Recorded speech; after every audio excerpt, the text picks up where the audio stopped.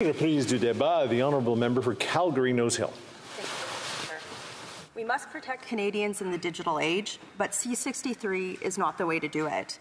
It forces Canadians to make unnecessary trade-offs between the guarantee of their security and their charter rights.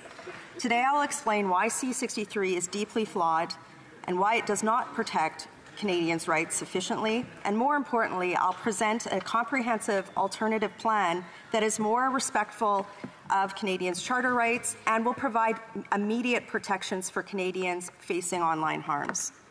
The core problem with Bill C-63 is how the government has chosen to frame the myriad of harms that occur in digital space as homogeneous and capable of being solved with one approach or piece of legislation.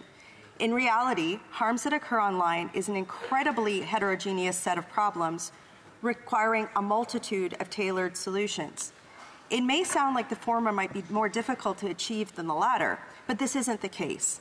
It is relatively easy to inventory the multitudes of problems which occur online and cause Canadians harm.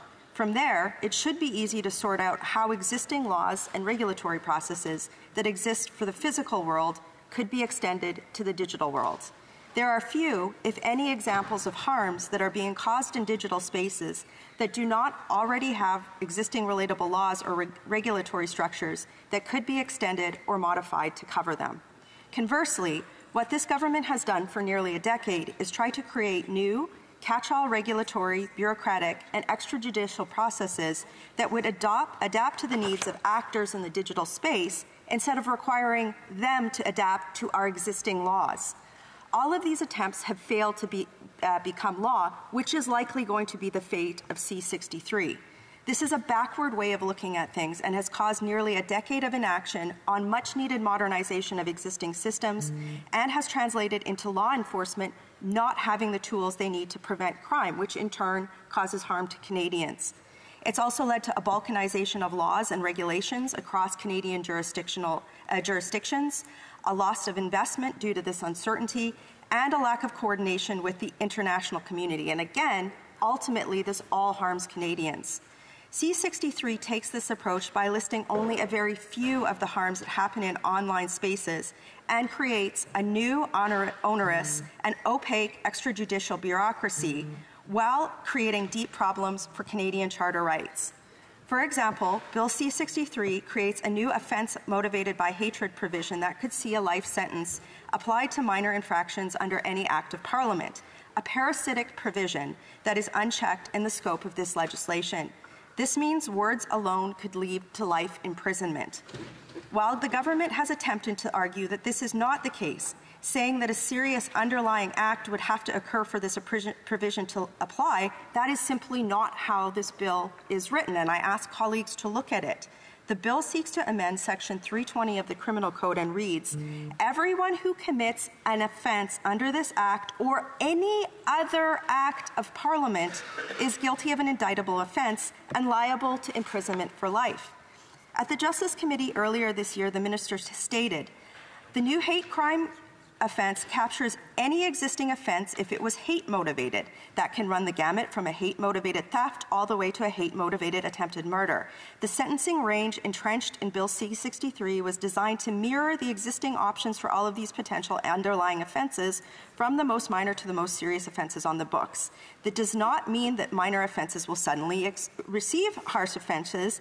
However, sentencing judges are required to follow legal principles. Hate-motivated murder will result in a life sentence. A minor infraction will not result in it."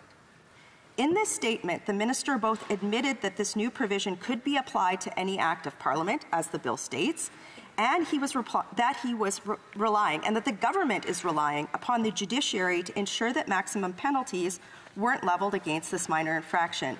Parliament cannot afford the government to be this lazy, and by that I mean not spelling out exactly what they intend a life sentence to apply to in law, as opposed to handing a highly imperfect judiciary an overbroad law that could have extreme negative consequences. Similarly, massive amounts of concerns from across the political spectrum raised regarding C-63's introduction of a so-called hate crime peace bond, calling this a pre-crime provision for speech. This is highly problematic because it explicitly extends this power to issue peace bonds to crimes of speech. which this bill does not adequately define nor provide any assurance that it would meet a criminal standard for hate.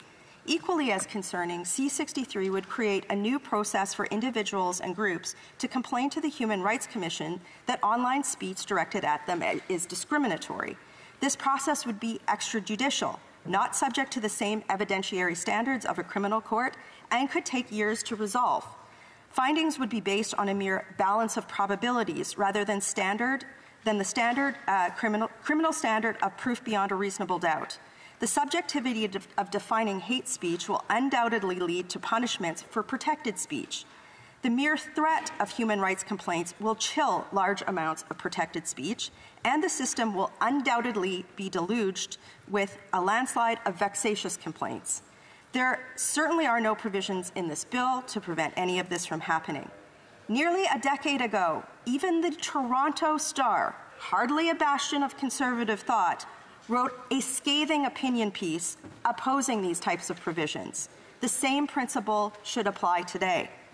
When these highly problematic components of this bill are overlaid upon the fact that we are presently living under a government that unlawfully invoked the Emergencies Act and who routinely gaslights Canadians who legitimately question efficacy or the morality of their policies as spreading misinformation, as the Minister of Justice did in his response to my question, saying I had mischaracterized the bill, it's not a far leap to surmise that this new provision has a great potential for abuse.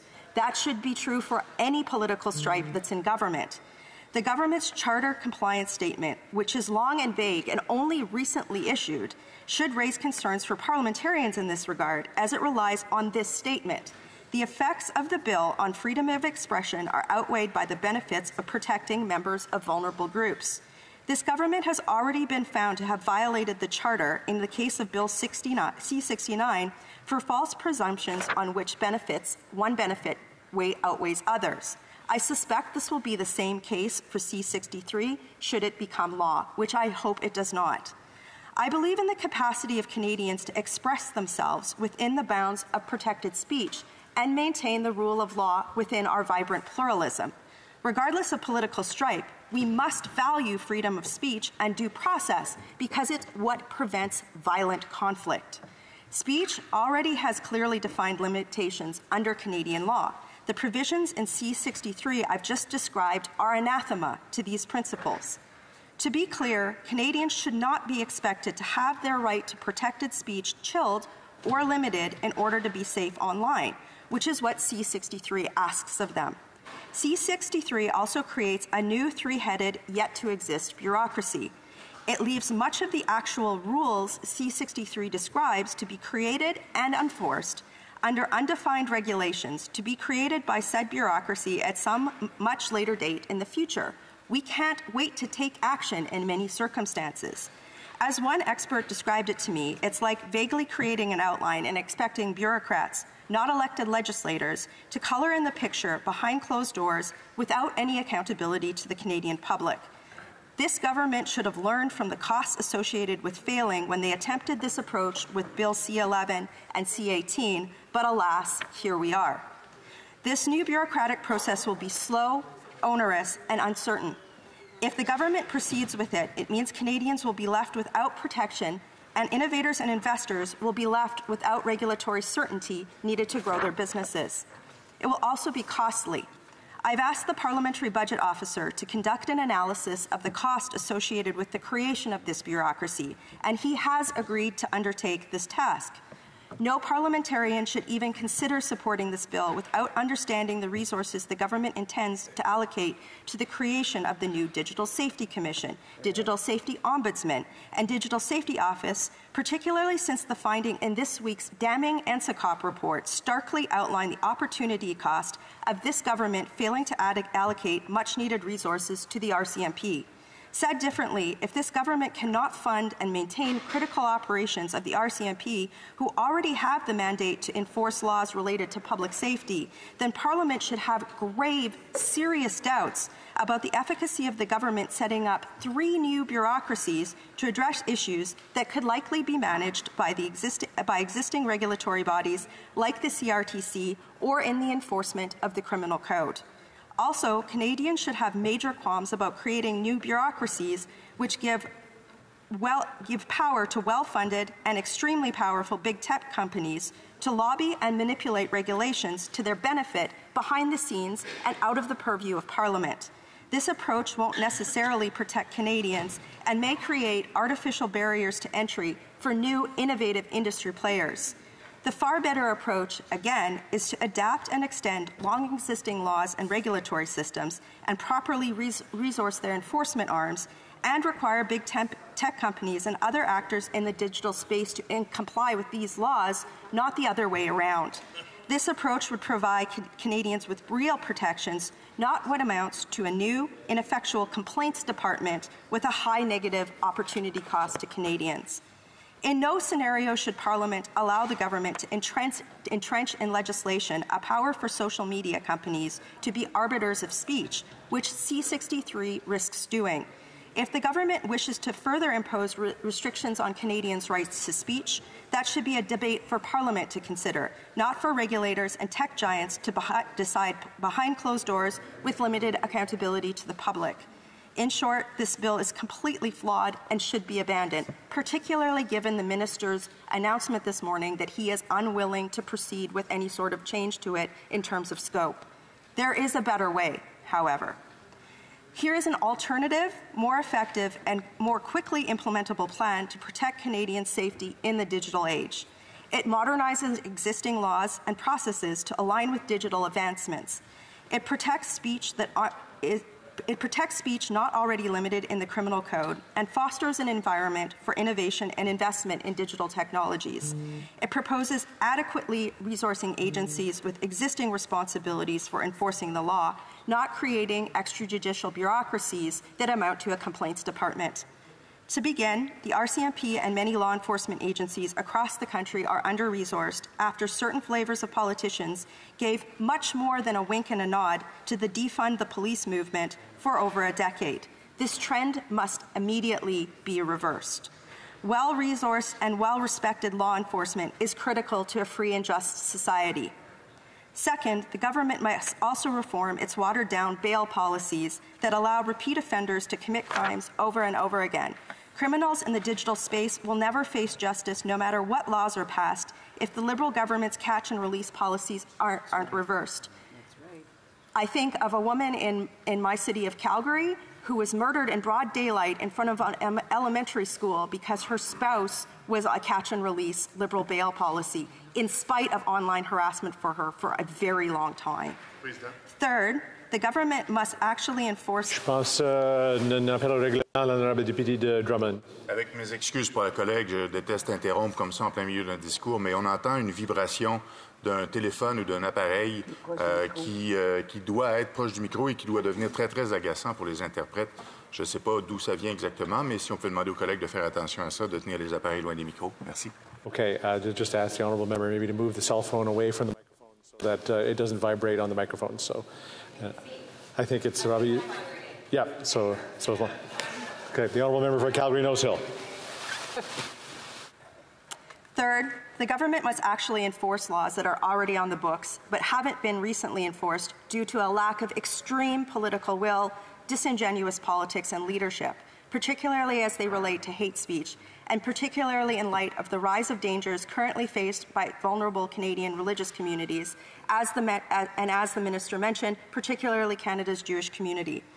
This could be done via actions like ensuring the RCMP, including specialized integrated national security enforcement team and national security enforcement sections, are providing resources and working directly with appropriate provincial and municipal police forces to share appropriate information intelligence to provide protection to these communities, as well as making sure the security infrastructure program funding is actually accessible in an expedited manner so that community institutions and centres can enhance security measures at their gathering places. Fourth, for areas where modernization of existing regulations and the criminal code need immediate updating in order to reflect the digital age, and where there could be cross-partisan consensus, the government should undertake these changes in a manner which would do just that, allow for swift and nonpartisan passage through Parliament. These items could include some of the provisions discussed in C63, such as a duty to make content that sexually victimizes a child or re-victimizes a survivor and intimate content communicated without consent inaccessible to persons in Canada in certain circumstances, imposing certain duties to keep all records related to sexual victimization to online providers, making provisions for persons in Canada to make a complaint to existing enforcement bodies like the CRTC or the police, not a new bureaucracy that will take years to potentially materialize and be costly and or ineffective, that content on a social media service is content that sexually victimizes a child or re-victimizes a survivor or is intimate content communicated without consent, and authorizes a court to make orders requiring the operators of those services to make that content inaccessible to persons in Canada. And the proposed amendment to an act respecting the mandatory reporting of Internet child pornography by persons who provide an Internet service. Other provisions the government chose not to include in C63, but that should have been, and that Parliament should be considering in the context of harms that are being conducted online, must include the following: updating Canada's existing laws on the non-consensual distribution of intimate images to ensure that the distribution of intimate deepfakes is also criminalized, likely through a simple update to the criminal code. We could do this on division, or we could do this by unanimous consent today had the government taken the initiative to do so. This is already a major problem in Canada, with girls in high schools in Winnipeg seeing their intimate images of themselves, sometimes reports are saying being sexually violated, without any ability for the law to intervene. Other provisions, the government also needs to create a new criminal offense of online criminal harassment that would update the existing crime of criminal harassment to address the ease and anonymity of online criminal harassment. Specifically, this would apply to those who repeatedly send threatening and or explicit messages to content to people across the internet and social media when they know or should know that it is not welcome. This could include aggravating factors for repeatedly sending such material anonymously and be accompanied by a so-called digital restraining order that would allow victims of online criminal harassment to apply to a judge under strict certain circumstances to identify the harassment and end the harassment.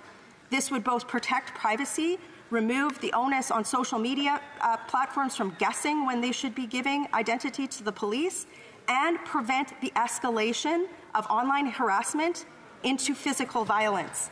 This would give police and victims a clear and easy to understand tools to prevent online harassment and associated escalation. This would address a major issue of intimate partner violence and make it easier to stop coercive control. As well, I'll note to the Minister that members of the governing Liberal Party agreed to the need for these exact measures at a recent meeting of PROC related to online harassment of elected officials this past week. Fifth, the government should consider a more effective and better way to regulate online platforms, likely under the authority of the CRTC and the Minister of Industry, to better protect children online while protecting charter rights. This path could include improved measures to do the following: through legislation, not backroom regulation, precisely in law define this duty of care required by online platforms. Some of these duties of care have already been mentioned in questions to the ministers today. This is what Parliament should be seized with, not allowing some unnamed future regulatory body to decide this for us while we have big tech companies and their lobbying arms defining that behind closed doors. That's our job, not theirs.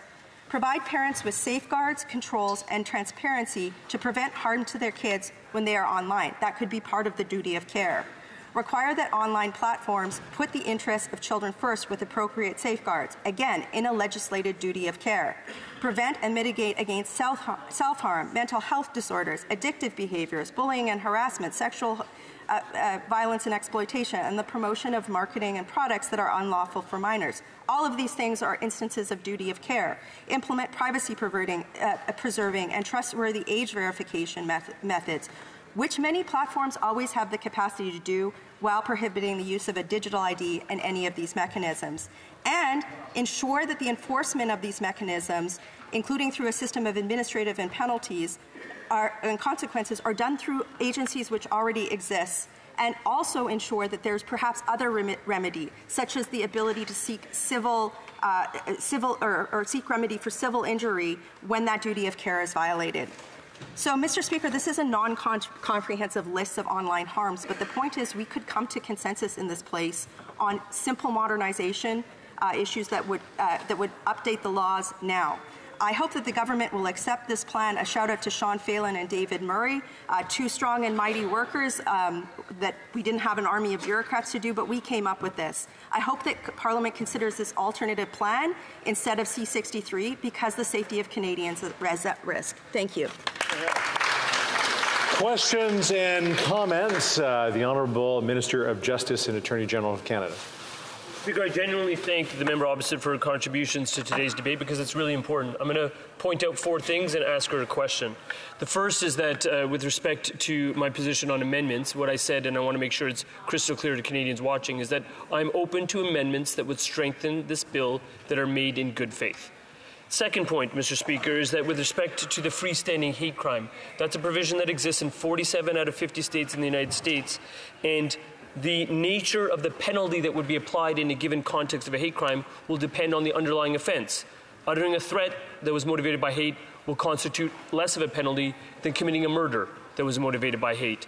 And for the members' benefit, 718.1 of the Criminal Code, which I do trust judges to interpret, specifically says that the penalty must always be proportionate to the gravity of the offense and the degree of the responsibility of the offender.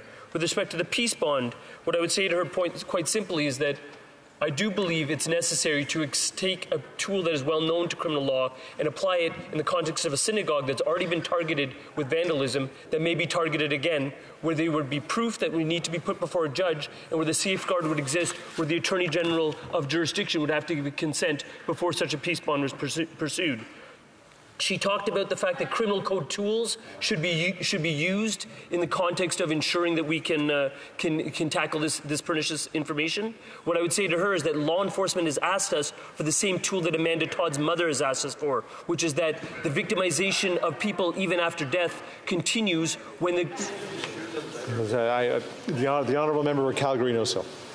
Mr. Speaker, I've outlined in detail why this bill is irremediable. It's not fixable. And it's not, you don't have to take my word for it. I mean, again, hardly a bastion of conservative thought. The Atlantic magazine has a huge expose this morning on why this bill is so flawed. I suspect it's why the bill has only put it up for debate. The government has only allowed it to come up for debate now. I don't expect to see it in the fall. So given that it's so flawed, it's incumbent upon the Minister of Justice to take the suggestions of the opposition seriously. I have outlined several very easy to pick out of my speech suggestions on how the minister could proceed. He could proceed likely on an expedited process under those situations. It sounds like my colleagues from the Bloc and the NDP have similar concerns. This bill cannot proceed in its current standards. And frankly, Canadians shouldn't be expected to trade their rights for safety online, and they shouldn't have to expect a government that has dragged their heels for nearly a decade to continue with the facade that they actually care about this issue or have a plan to address it. We've given them one, they should take it. The Honourable Member for Drummond. Thank you, Mr. Speaker. It's kind of nice to see towards the end of our session that there are more and more school groups visiting. And I think that's a strategy teachers are using to show students that it's really not that boring what we do here. So that said, Mr. Speaker, I listened to my colleague's speech, and there were some interesting points she made. The Conservatives don't often make proposals about regulating online content, and I did hear some suggestions there, and there may be some things we can agree on. Would my colleague agree with the Bloc that the Part 1 of the bill should be divided or split off from the rest because people mostly agree with that, in principle, and then that we take time to study part 2, which contains things that require much more in-depth discussion in our view. Thank you very much, Mr. Speaker. The honourable member for Calgary-Nose Hill. I think the unfortunate thing is that this government is close to the end of its mandate. It doesn't have a lot of public support across the country, and the reality is that even if the government said that they were going to split it, which they've just said that they weren't, it's not going to become law, likely. And certainly the regulatory process is not going to happen prior to the next election, even if it's rammed through. And the problem that's facing Canadians is the solutions that are required have problems that need to be addressed today. So I would suggest that what is actually needed is a separate, a completely different piece of legislation which outlines the suggestions I have in there. It's unfortunate that the government with their army of bureaucrats did not have to do it, or was not able to do it, that it's the opposition that has to do it. But I am certainly willing to work with my opposition colleagues on another piece of legislation could address these issues, find areas of commonality so that we can protect Canadians from online harms. Now we have time for a minute question and answer here because we're going into to statements right after this. The honourable member for New Westminster Burnaby, quickly.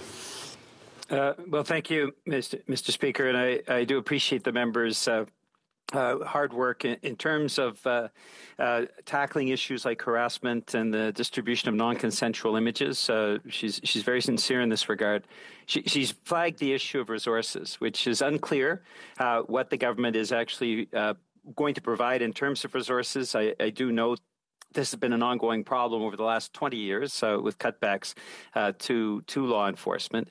And she notes as well the impact of big tech. And I wanted her to comment on the issue of what is a substantial missing piece, I believe, in the legislation around algorithm transparency, currently before the U.S. Congress, and needs to be addressed absolutely. Big tech often promoting non-consensual images through their algorithms, hate through their algorithms without any sort of oversight or responsibility. How does the member feel about that missing piece? And under 30 seconds, the honourable member for Calgary-Nose Hill. Well, with regard to resources, this is why I did ask the Parliamentary Budget Officer to conduct an analysis of the resources required or that the government was anticipating for the creation of their bureaucracy, because I believe that those resources would likely be much better allocated into other places. So my colleague can wait for that report and perhaps reemphasize the need to the Parliamentary Budget Officer to speed that along. The second thing is with regard to algorithmic transparency. This is why I think that we need to have a legislated duty of care.